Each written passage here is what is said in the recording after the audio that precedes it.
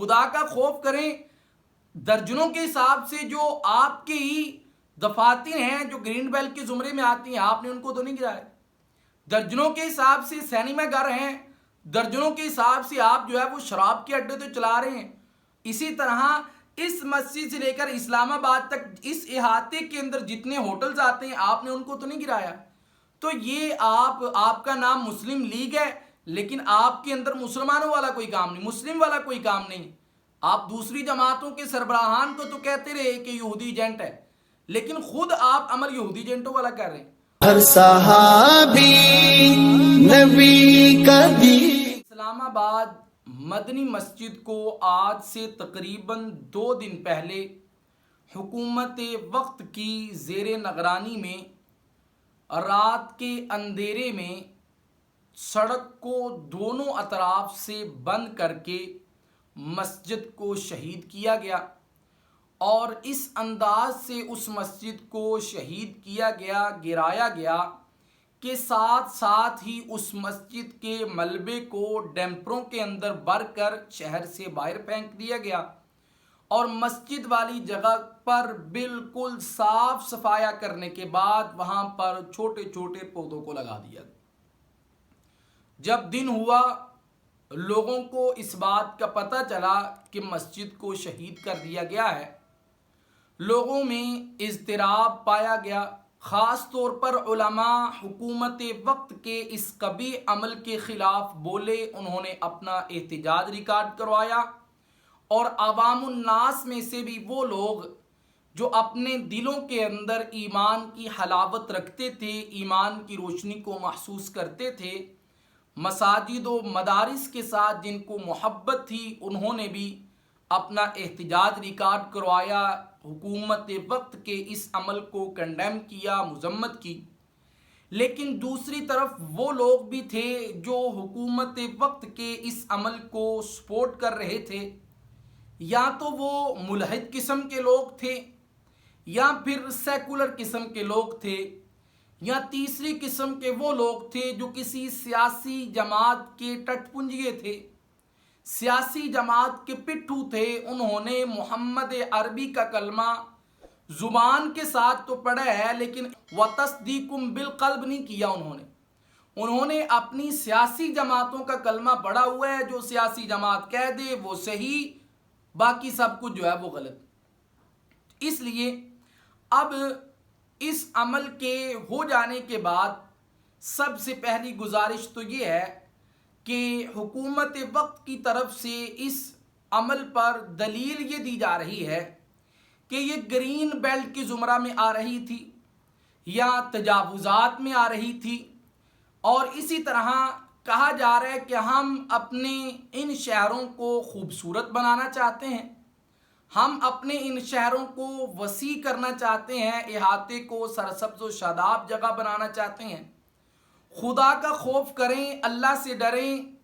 رسول اللہ صلی اللہ علیہ وسلم نے تو ارشاد فرمایا کہ آسمان کے فرشتے جب زمین کی طرف دیکھتے ہیں تو زمین پر جو اللہ کے گھر ہیں، مسجدیں ہیں، وہ ان کو روشن ستاروں کی طرح نظر آتی ہیں، اور وہ پھر اپنے رب سے پوچھتے ہیں کہ یا رب العالمین یہ چمکتی ہوئی چیزیں کیا ہیں؟ تو اللہ رب العزت ارشاد فرماتے ہیں اے میرے فرشتوں، یہ میرے بندوں نے زمین پر میرے گھر بنائے ہیں، جہاں پر وہ میری عبادت کرتے ہیں، وہ میرے گھر چمک رہے ہیں. اور اللہ رب العزت کے محبوب پیغمبر نے تو ارشاد فرمایا تھا من بنا للہ مسجدا، جس شخص نے اللہ کے گھر کو بنایا، اللہ رب العزت اس کے لیے جنت میں محل کو بنائے گی. مسئلہ تو یہ ہے کہ جس جگہ پر ایک دفعہ مسجد بن جائے، قیامت کی صبح تک وہاں مسجد ہی رہتی.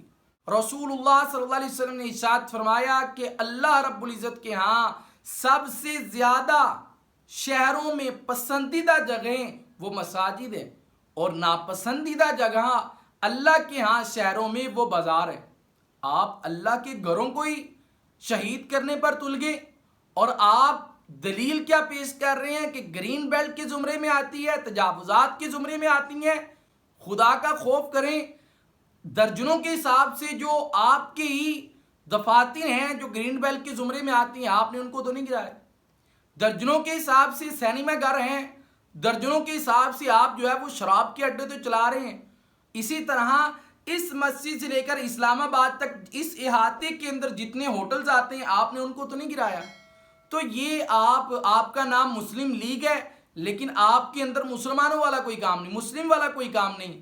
آپ دوسری جماعتوں کے سربراہان کو تو کہتے رہے کہ یہودی ایجنٹ ہے لیکن خود آپ عمل یہودی ایجنٹوں والا کر رہے ہیں. تو مساجد کے پیچھے ہاتھ دھو کر پڑ جانا یہ کسی بھی صورت میں قابل برداشت نہیں ہے. خدا کا خوف کریں. جس مسجد کو آپ نے گرایا ہے مدنی مسجد، یہ مسجد تو ملک پاکستان کے بننے سے بھی پہلے کی مسجد ہے. یہ تو 1936 کے اندر جو ہے وہ تعمیر کی گئی تھی اور پاکستان کو آزاد کروایا گیا تھا 1947 میں، جو کہ حقیقت میں آج تک آزاد نہیں ہوا. تو یہ 1936 کے اندر مسجد تعمیر کی گئی تھی. اب آ کر آپ کو پتہ چلا 80-90 سال کے بعد کہ یہ جناب والا اب صحیح جگہ پر مسجد نہیں ہے، اب اس کو کیا کر دیا جائے؟ شہید کر دیا جائے. اور اسی طرح جب کوئی مسجد تعمیر کرنا شروع کی جاتی ہے تو حکومت کے اور سرکاری اداروں کے علم میں یہ بات لائی جاتی ہے کہ یہ مسجد تعمیر کی جا رہی ہے تو آپ اسی وقت اس کو بننے نہ دیں، آپ اس کی تعمیر کو روک دیں. اگر وہ صحیح جو ہے وہ جگہ پر نہیں بن رہی یا اگر کوئی آپ کو تکلیف ہے، آپ کے پیٹ میں کوئی مروڑ اٹھ رہے ہیں تو آپ بننے نہ دیں اس کو. اور اسی طرح اگر بن جائے تو بعد میں جب اس مسجد کو رجسٹرڈ کیا جاتا ہے کسی مسلک کے نام پر یا کسی ایک فرد کے نام پر، اس وقت تو آپ کو پتہ چلتا نا کہ بھئی یہ مسجد یہاں پر بنی ہوئی ہے. آپ اس وقت جو ہے وہ کوئی لاہے عمل اختیار نہیں کرتے. اب بعد میں جو ہے وہ 50 60 100 سال کے بعد جو ہے وہ آپ کو پتہ چل گیا کہ اس مسجد کو شہید کرنا چاہیے، یہ مسجد جو ہے وہ صحیح جگہ پر نہیں ہے. خدا کا خوف کریں، اللہ سے ڈریں. اور ابھی تو یہ بھی کہا جا رہا ہے کہ 50 سے زائد مساجد اور بھی ہیں جن کے بارے میں نوٹیفیکیشن جاری کر دیا گیا ہے کہ ان مساجد کو بھی شہید کیا جائے گا. خدا کا خوف کریں، اللہ سے ڈریں. اللہ ایسا نہ ہو کہ آپ پر اللہ کا عذاب مسلط ہو جائے. آپ کے نام تو جو ہے وہ شریف کر کے ہیں لیکن کام سارے کے سارے جو ہے وہ پتہ نہیں کس طرح کے آپ لوگوں کے. تو اس لیے اور ایک بات یہ بھی میں آپ کو بتاتا چلوں کہ مدنی مسجد پر الحمدللہ ثم الحمدللہ علماء کی اور وہاں کی عوام کی محنت کے نتیجے میں کل رات کو مغرب کی نماز وہاں پر باجماعت ہوئی ہے اور اس مدنی مسجد کی سنگ بنیاد کل سے عصر 9 دوبارہ رکھ دی گئی ہے. اور آج پھر سے اجلاس تھا 1-1:30 بجے اور مجھے امید ہے کہ انشاءاللہ عز و جل علماء نے اور وہاں کے عوام نے جد و جہد کے نتیجے میں اس مسجد کا عصر 9 کام جو ہے وہ دوبارہ سے شروع کر دیا ہوگا. اور ہاتھ جوڑ کر حکومت کے وقت سے یہ اپیل ہے کہ یہ جو آپ کا طریقہ کار ہے، کبھی آپ جو ہے وہ غریب لوگوں کے گھروں کو جاڑ رہے ہیں، کبھی آپ غریبوں کی دکانوں کو جو ہے وہ تہس نہس کر رہے ہیں. تو جب وہ بن رہی تھی اس وقت آپ سوئے ہوئے تھے. آپ کو اپنی حکومت چمکانے کا صرف ایک ہی طریقہ ملا ہے کہ آپ تجاوزات کے نام پر غریب لوگوں کو تنگ کریں، ان کے گھروں کو تہس نہس کر دیں، ان کی دکانوں کو تہس نہس کر دیں. اب آپ کے ذہن میں آیا کہ نہیں بھئی اب ملک پاکستان کے اندر اطمینان نہیں ہونا چاہیے، اس میں انتشار کو مزید پھیلانا چاہیے. اب آپ نے جو ہے وہ مساجد کو شہید کرنے کے شروع کر دیے. تو اللہ رب العزت سے دعا ہے کہ اللہ تبارک و تعالی حکومت وقت کو ہدایت عطا فرمائے اور اپنے اس عمل سے پیچھے ہٹنے کی ان کو توفیق عطا فرمائے اور ہم سب کو مساجد کو آباد کرنے کی توفیق عطا فرمائے، نہ کہ ان کو ویران کرنے کی، نہ کہ ان کو شہید کرنے کی، نہ کہ ان کو گرانے کی. اللہ تبارک و تعالی ہم سب کا حامی و ناصر ہو. وآخر دعوانا الحمدللہ رب العالمین. ہر صحابی نبی کا دیوان